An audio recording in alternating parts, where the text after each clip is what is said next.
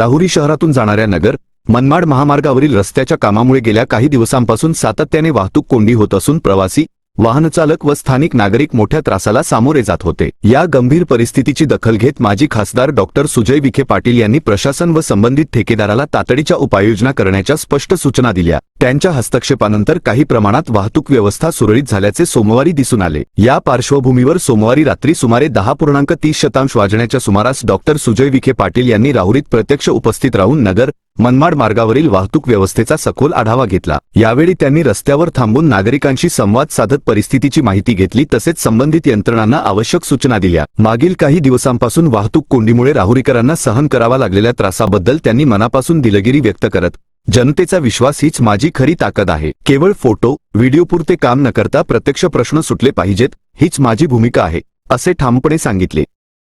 नागरिकांच्या प्रतिक्रिया नागरिकच सांगू शकतील।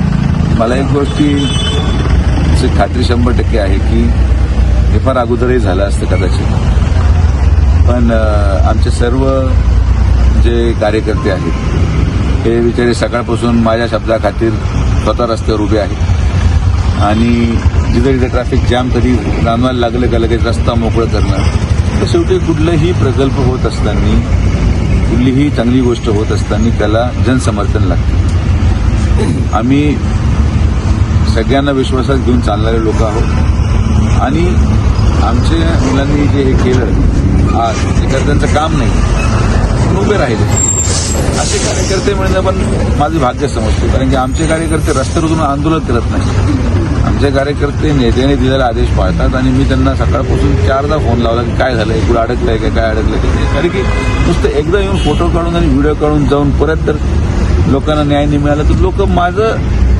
विश्वास संपून जाईल लोकांचा माझ्या। तुम्ही माझा विश्वास कधी संपू देत नाही। आज अक्षरशः एक तासभर सोडला तर अजिबात पुढेही ट्रॅफिक जॅम नाही आणि सहसा उद्यापासून पुढं थोडा त्रास जरी झाला तरी आमचा प्रयत्न राहील की पुढेही ट्रॅफिक जॅम होणार नाही आणि जर पुढे ट्रॅफिक जॅम आढळलं तर माझी लोक माझे सर्व कार्यकर्ते रस्त्यावर उतरून ट्रॅफिकचं नियोजन करतील अशी मी सूचना दिलेली आहे।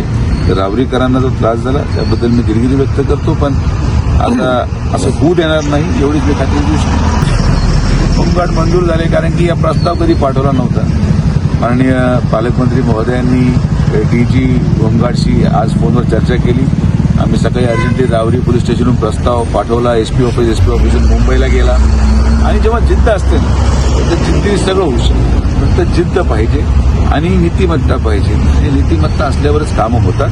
तर होमगार्ड माझ्या मते लवकर आले पाहिजेत आणि राहुरीचेच मुलं आहेत त्यांनी होमगार्डची ट्रेनिंग केलेली आहे, त्यांना फक्त रुजू व्हायचं आहे कामावर। असं काही कुठं अमेरिकन आणि कुठून जपानहून लोक येत नाही आहेत, राहुरीचेच आपल्या मुलं आहेत, त्यांना रोजगार मिळेल। आणि शासनाला सांगितलं साधारण ते म्हणत होते कुठेतरी 15-20 हजार रुपये खर्च त्यांचा रोज पडतो। म्हटलं काय महिन्याभराचा विषय आहे, 7-7.5 लाख रुपये जनतेने एवढं दिलंय मला तर 7 लाख रुपये काय फार मोठी गोष्ट नाही, देऊन टाका 7 लाख रुपये। मी लहान होतो ना काय, पण जनतेचे त्रास कमी झाले, 7 लाख रुपये तर 7 लाख रुपयाला काही मूल्य नाही। यावेळी देवळाली प्रवरा येथील नगरसेवक ऋषभ लोढा, अक्षय तनपुरे, मनोज गव्हाणे, महेश गायकवाड यांच्यासह अनेक कार्यकर्ते उपस्थित होते।